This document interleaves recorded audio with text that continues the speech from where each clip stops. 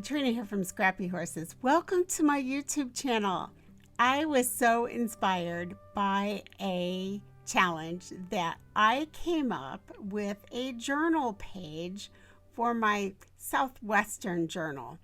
Yeah, I have several different art journals that I work in, and they all sort of have themes. I have a music journal, I have a Southwestern journal, I have a cowboy journal, I have an everyday journal.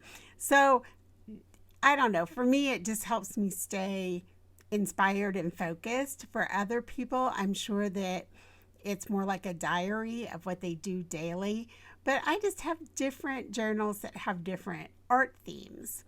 So anyway, Farm Quest Challenge, here it is. And so you can go and check them out. And the challenge this month is cowboy, cowgirl gear. And that includes boots or spurs or hats. So I decided to go with boots. Now you could go and, you could go or, you could go and. So you could do boots and a hat. Or you could do several boots, okay? I just chose to go with one boot and go with this quote, "Keep your heart clean and your boots dirty." I find that the dirtier my boots are, the cleaner my heart is. There's just nothing better than being outside and working just to kind of, okay, this is how I put it. When I'm out in the barn mucking out the stalls, I'm kind of mucking out my life while I'm out there. It kind of just gets rid of all the negativity and such. So, maybe you can relate. Maybe there's something that you do on a daily basis that just kind of cleans everything out. And for me, mucking stalls sort of does that. I was asked, how do you know what size to cut your die cuts? When you sit down to journal, art journal, how do you know what size? Okay, I'm going to be honest. Right here's my secret. I know what size my page is because I keep it, see up here where it says Kokopelli Journal Page Boot. Kokopelli Journal Page is a page that I keep in Cricut Design Space. So right here is the size of that page. Whenever I want to work to design something for a page in my Kokopelli journal, which is my Southwestern journal, I just pull up my Kokopelli journal page. Then when I hit save, I can hit save as, and then I can type in boot because that's the boot page. So that's how I do that. I just wanted to share that at the beginning of this video. This really isn't a Cricut video at all. I just wanted to share that I lay it all out here first, and I cut my images and do my print and cut and all of that, and then I know exactly what size it's going to be, so it ends up looking like this. All right, so you can sort of see it side by side how this works out for me. All right, so now that we've done this, let's get over to the craft table. And, as we say out in the barn, let's just get her done. Okay, here we are at the craft table. And I have all of my pieces that I have print and cut from Cricut Design Space. I have my little heart, and this is a little scribble kind of circle wreath sort of thing. And here's my boot with its little parts. I used some paper from Imagine That Digi-Stamp. They're no longer in business, I don't think. But I did some paper manipulation on that.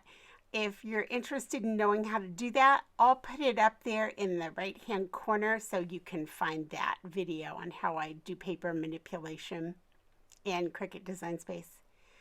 Okay, I've got this cute little Cuttlebug folder. I'm going to go and I'm going to run that through my embossing folder. I have an Excalibur that I like because it's really big. I'll be right back. Through the magic of editing and such, here I am back with it. So this just gave the toe and the little bootstrap a little bit of texture, just to give it a little more interest. And I'm going to go ahead and ink over that with some ink. All right, here's a trick for you. I like this color of champagne. However, it's a little dark for what I want. So I'm going to take some white embossing powder and add to it. Now, this will not mix. Okay, the little granules stay separate when you heat it. You're going to see this in a minute. But overall, it does lighten it. Okay, so this is a trick for you. You can mix your embossing powders.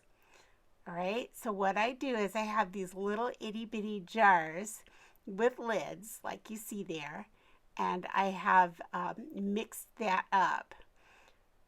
I put it in there, and then anything that's left over I keep, because I can't pour it back in and I can use it for another project. I'm going to go ahead and just put the outside of this boot, mostly the outside. It's going to cover the whole boot, but I know that I just want the outside done mostly. I'm doing this to give the boot a little different color, because when I laid it down, it kind of got lost on my background. So I really wanted to give it a little different consistency, a little different texture, as well as a lighter color. So again, I'm really working to hit the edges, because I know that the middle of that boot is going to be covered with the actual printed boot. So this is an offset that I did. So I'm going to bring in my embossing, my heat gun, and heat it up, and then I will start embossing this little boot. This is so fun. You know, it doesn't take much to amuse me, and it always does amuse me to watch this happen as we heat it up. Now you can see that parts of it are white and parts of it are that darker champagne color. And so it gives it just a different look. So it's something you might enjoy trying. I'm going to put this little circle in, and I know that I want to use my Zig two-way glue to do this. So I'm just marking some of the edges, and then I'm going to flip it backwards, and I'm going to mark an arrow at what the top is, so that when I actually put this back onto the page, I'll have it put back where I actually want it on the page. All right, so again, I'm coming in with the Zig two-way glue pen. This is an interesting glue pen, because if you put it down right away, it will adhere permanently. However, you can sort of use it like Post-it note glue. It will adhere, but you can pull it up. All right, so make sure I have my arrow up, and I'm placing it right over those pencil marks, and I'm just going to place that right in. I'm going to go ahead and just sort of use my close to my heart tool, distressing tool. Just distress around the edges a little bit, not a lot, just a little, to give it sort of a farm barn look. Coming in with some juniper ink, it's sort of a blue-green look, and going over some spots just to give it a little bit of interest. There's already quite a bit of interest in this wood paper from Polka Doodles. I believe it's Distressed Woods, and I will link that below so you'll be able to see that. Now I'm going to come in with a little bit of Vintage Photo. Just go around the edges, just again to give it a little bit of interest and sort of finish off those edges. Now, this is another fun little thing I like to do. I like to just come in and smear some embossing ink around. And no rhyme or reason, just some little spots that I want to highlight, little places I want to give some interest. And sometimes I'll just use the wood texture of wood to put this in so I know where to put it. Now I'm going to come in with probably my favorite color of embossing powder, and I can't give it a name because it came in a set, but it's sort of coppery brown, and I really love this color. You can just sort of rub off what you don't want and keep what you do. It's, you can't mess this up because you can get rid of anything you don't like. Like that turned out just a little too circle-y there, so I just wiped it away. And then decided, oh, I want a little bit more in that one spot. So, and you can just get little sprinkles on there and just however you like it. It just adds some sparkle in spots and a little bit of shimmer to the page. Again, I'll bring in my heat gun and just melt that onto the page. And we'll be ready to move on to putting together the different little elements for the page. All I've done here is just taken my sentiment and I've just layered it up with some craft paper and black. I did that with the heart section also. Now I'm going to come in with some of this really dark ink and just go around the page a little bit, trying to leave the very edges just craft colored. And I'm going in very lightly.